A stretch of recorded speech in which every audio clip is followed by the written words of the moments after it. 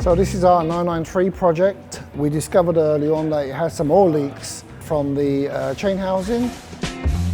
The plan is to remove this engine and gearbox today and remove certain components and find out where these leaks are exactly coming from.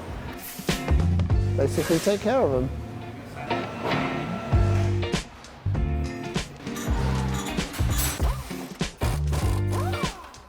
Okay. Right, so now, down she comes. Whoops. Looking good.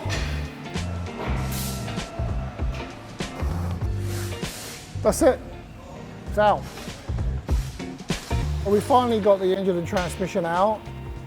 It was a little bit of a struggle, but we managed to get it out. The condition of the engine is not terribly bad. It just needs a bit of a clean up. Once it's all cleaned up, we'll start getting on with the oil leaks.